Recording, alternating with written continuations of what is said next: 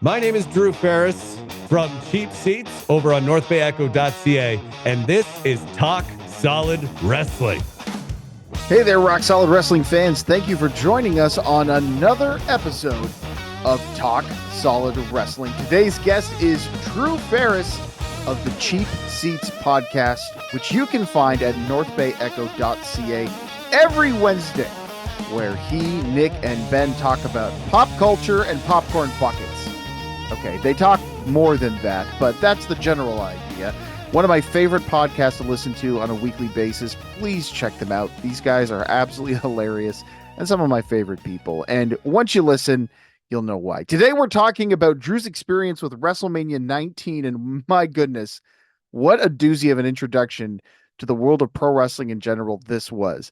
We talk about video games. We talk about not understanding The Undertaker's zombie gimmick and only being introduced to him as the American Badass.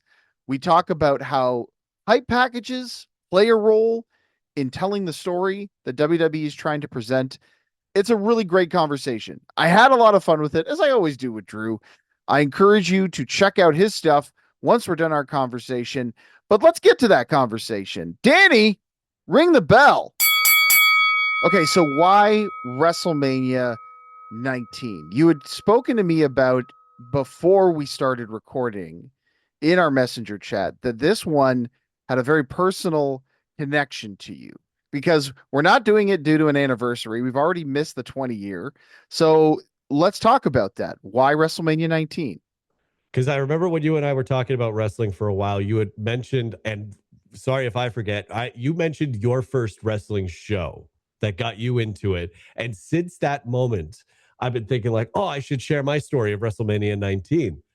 And it started because my childhood friend, Cody, I would go over to his place like every weekend. And because he had like an Xbox and a GameCube and a PlayStation, I had an NES.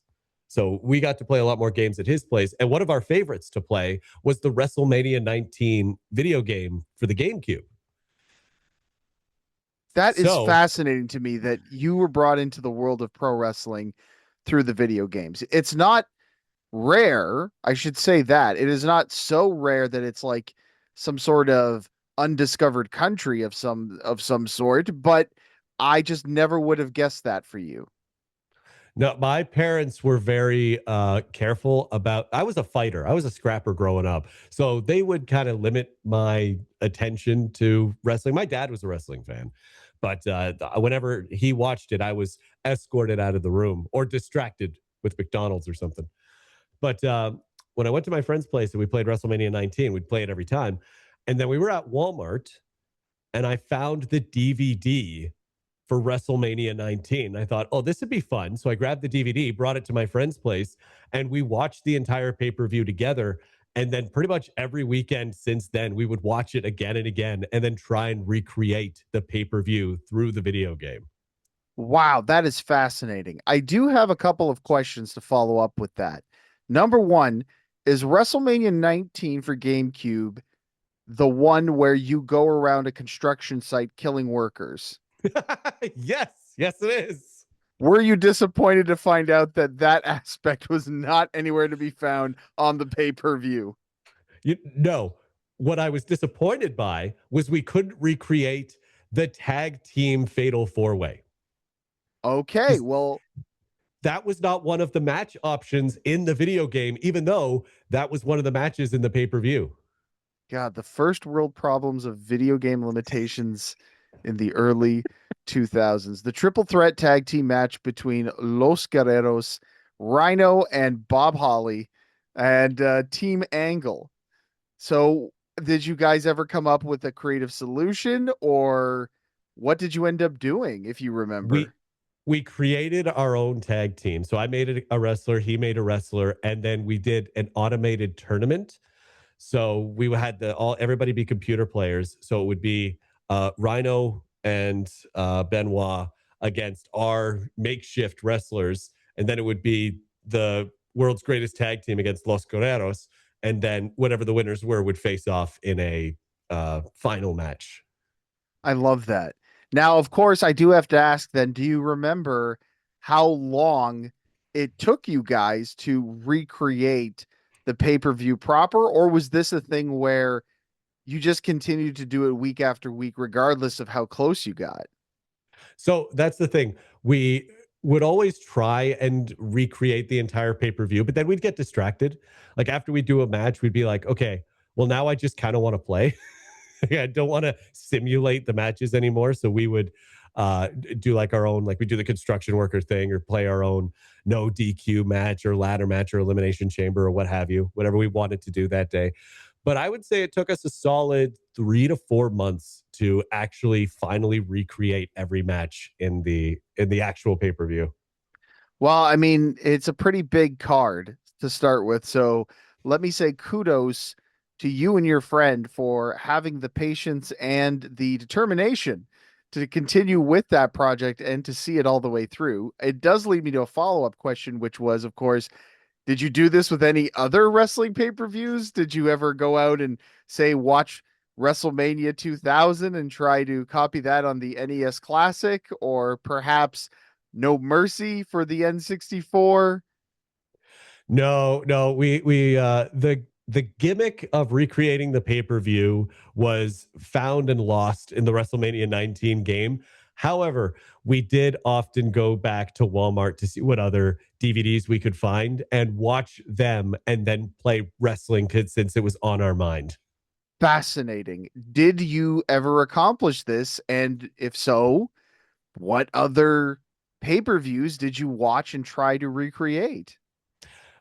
I can't remember the year, but it was The Vengeance with Kane and Imposter Kane. I want to say that that was early 2000s, maybe 2006. I don't know if I'm right. I know Rob is listening and he will correct me. Rob, I please tell me in the comments. I actually looked it up. Do you want the answer? I do want the answer. You nailed it. 2006. Let's go, baby. All right, Rob, Yeah. you can stop typing now. So yeah, we watched Vengeance 2006 and tried to recreate that one as best we could. But if I remember correctly, I think that is also the one with Zach Gowen. I don't think he was a playable character. Zach Gowen never made it into a WWE game, as far as I know, which is a damn shame. I can't figure out why. I don't know why that would be difficult for the people creating the game, but it never happened. They left it to the internet wrestling community of gamers, and God bless you folks out there for those customized CAWs. So I do have to bring it back around then to WrestleMania 19, because if you were shielded from the Sport of Kings when you were a child, how was your experience watching WrestleMania 19? I mean, it must have been a good enough impression on you to say, I want to recreate this in digitized form. Oh yeah, says okay. So the first match is like Rey Mysterio and Matt Hardy, who would become my favorite wrestlers, especially as a teenager. So watching those two go at it, and also Shannon Moore's there, which I always respect Shannon Moore. He didn't hold a place in my heart as much as Hardy and Mysterio, but the commentary bringing up like this is Ray's first WrestleMania, and then I believe it was Todd Grisham. I've watched this pay-per-view so many times. I believe it was Todd Grisham who interviewed Ray backstage, and just the aura of this guy feeling so humbled to be able to perform at WrestleMania made it feel like this gravitas, like this was a huge thing to be. And that was, I think, the I don't know if this would have worked for any other pay per view, because one thing that holds true to me from WrestleMania 19 was just how over they put the wrestling. Like this was Undertaker, and when he came out as the American Badass going up against a handicap match, it's like you can't see this anywhere else. Hogan, Vince McMahon, like this is a blood feud that's been decades in the making. Stone Cold and The Rock, this is their third in their trilogy. Like they put so much weight into every single one of these matches. It all felt so important that it latched itself into me, that I had to know the context for all of these stories. And then to find out that it's just constantly going, like it's week to week to week. I'm like, well, somehow I'm going to have to figure out how to watch this behind my parents' back. So I want to ask about what it's like to discover wrestling through video games and then watching the product itself. Was there a character that you gravitated towards while playing the game that maybe didn't meet your expectations when you got to see what they were like in real life? Or perhaps was the effect greater? Somebody like seeing a Rey Mysterio or a Matt Hardy in person made you even bigger of a fan of their work. I can tell you about one that was completely swapped. So when we were playing the game, I would always make my opponent Kurt Angle because I was like, rah rah Canada, and this guy just all of him was USA. So I'm like, I'm going to put Kurt Angle in every one of my matches. I'm going to beat him so that Canada beats the US. And then when we actually watch the match and he takes on Brock Lesnar, I'm like, oh, dang. Oh, he's actually really good. Like, I kicked Kurt Angle's ass so many times in that video game that I thought he was just like a punk. And then watching the actual pay-per-view and be like, oh, no, he a tough son of a gun. So I will give you a heads up right now and tell you that the quote that I will use to promote this episode will be that uh I, I kick Kurt Angle's ass, dot dot dot. He's a punk. Drew Ferris. Then he's going to give me that famous angle stare through the computer screen. I mean, I wouldn't want to look at that, would you? No, it scared me. I'd run away. So Kurt Angle, definitely a bit more intense in person than his video game counterparts for sure. But getting Mhm. back to your experience watching the show, then you talked about the emphasis on wrestling, and I think there's a lot of people out there that would agree that this is a really great wrestling heavy card. And having gone back and watched it to prepare for this episode, I can tell you that there are definitely matches on this show that really stand the test of time. And you mentioned a bunch of them, but what I wanted to kind of dig a little deeper on was this idea that you were watching a lot of these main characters of the programming for the first time. And yes, you're right. The history of Rock and Austin played a huge part in the buildup to their match, as did the history between Vince McMahon and Hulk Hogan. But you had never seen any of that history. You may have been aware of it. Maybe your friend had said, "Oh yeah, these guys have one of the greatest rivalries of all time," but really that didn't mean anything to you. So my question then becomes, for you watching this show for the first time with nothing but the hype of the actual event itself to be presented, did that still come through to you as a viewer, or were you left there going like, wow, this is a great match, but I don't really understand the context here? So I can tell you two examples. I think WWE video packages do so much heavy lifting for casual viewers because I still look back on like the Rock Austin video package before they go out and have their match. And it does a great job setting up the story that comes later. But one that actually didn't, or didn't as well as like if you watch the product, was Jericho and Michaels. Because like I watched the video package and got into it. I'm like, this is really good. I'm having a good time. But then knowing what I know now and being able to build up to that moment, it didn't hit as I think that one could have hit better if I was a wrestling fan before going into the pay-per-view. That's such an interesting perspective. And thank you so much for mentioning how those hype packages play such an important role from the perspective of somebody who'd never been exposed to the product in real time like that. And I think that you make a very good point. You know, as fans who grew up watching it our entire lives, there are certainly hype packages that we hold in reverence above others. Ironically enough, most people would also state that Rock Austin video package is one of the greatest of all time, but they're talking about from 2 years earlier at WrestleMania 17. That being said, the fact that you mentioned that as a real way to sell the importance of a match that you were watching and really built your excitement for it, I think really does highlight an underrated and underappreciated aspect of WWE and TNA, AEW, major wrestling companies, production teams. So that's pretty cool, man. Thank you for bringing that aspect of it up.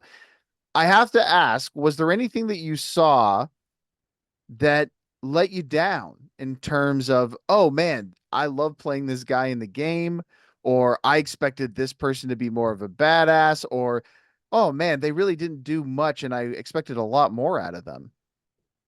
Rob Van Dam. All right. Now, being fair, playing devil's advocate here, he was on a Sunday Night Heat match in a tag team match that really didn't do a whole lot, but Right. But I had the DVD. So it had Saturday Night Heat as part of the bonus feature. Like we watched the pay-per-view enough. You got to go into the bonus features. true. So we did watch the Rob Van Dam tag team match. I believe it was with Lance Storm, if I'm not mistaken. I think it was Lance Storm and either Sean Murley or William Regal. Yeah. Again, it wasn't that memorable of a match, but Rob Van Dam in the WrestleMania 19 video game was so explosive because, of course, it's Rob Van Dam. And the 5-star frog splash always looked good. And he had these unique moves that no other wrestler could. I think he was one of the only wrestlers in that video game that could jump to the top turnbuckle. And that really, like, oh, this guy must be incredible. And he is, don't get me wrong. Rob Van Dam is one of the greatest of all time, in my opinion. But WrestleMania 19 and that Heat match just kind of deflated him at that moment. I would earn respect back because Rob Van Dam deserves the respect. But if my only knowledge of him was the video game, awesome. That Heat match, nah. What a great review. Appreciate that. I gotta ask, when was the last time you watched WrestleMania 19, like in its entirety? Would have been 2017 because that was the pay-per-view I wanted to introduce my friend to because he always made fun of me for watching wrestling. So I'm like, you know what? How's about we go to like my first WrestleMania match and I introduce you to the sport properly? Because you make fun of me, but you have no idea what it is. You don't watch it. You can't make fun of something if you haven't watched it. So how's about you and I watch this pay-per-view together? And well, he doesn't watch wrestling. He doesn't make fun of me for it anymore. So it worked. It actually got him to respect the art form, at least begrudgingly. Yes. I once it got to Rock and Austin, I think it really clicked for him of like, okay, these people give a damn. Yeah, well, I mean, I think you'd have to by that point. So, of course, I have to ask, do you have a favorite match from the card? We did talk a little bit about some of the highlights on there. Is there something that really stands out as one you can keep going back to? So when I was younger, it was the Undertaker triple threat. The Or handicap not triple. match. Sorry. Yeah, the handicap match when Nathan Jones comes in and saves it at the end. When I was a kid, the hype when Nathan Jones came down and saved the Undertaker was Got a unmatched. huge pop. It was, and it got me excited, even though I have no idea who any of you people are. But as an adult, not as much. But I do go back to Jericho and Michaels a lot as who I am now as a wrestling fan. We can talk about Jericho Michaels in a minute, but I do want to go back to that handicap match because as somebody who just watched it a few days ago in preparation for this interview, I can tell you that I have a much greater appreciation for that handicap match as an adult. And as somebody who has watched The Undertaker in his later years, it was a real joy to watch him put his working boots on at a time when he could still really go. And I also want to say, what a great match that these three guys put together from a psychology standpoint.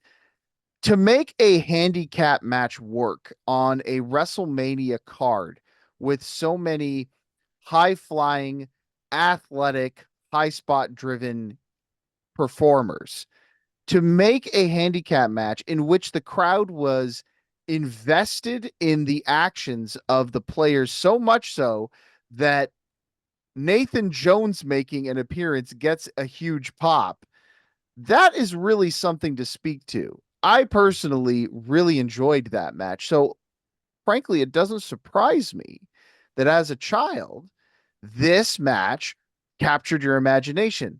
First and foremost, we have three huge behemoth individuals, right? Larger than life characters, giants, actual giants. And, it's like Big E said, you got big, meaty men slapping meat. That is fascinating, no matter who you are. It's at least going to be interesting. But it's also a classic tale of a guy fighting against the odds, right? Even a guy like The Undertaker, who is a big motorcycle driving, flag waving, Limp Biscuit having theme song badass, right? Like, you want to see him win, even though he's against the odds fighting against these two giants.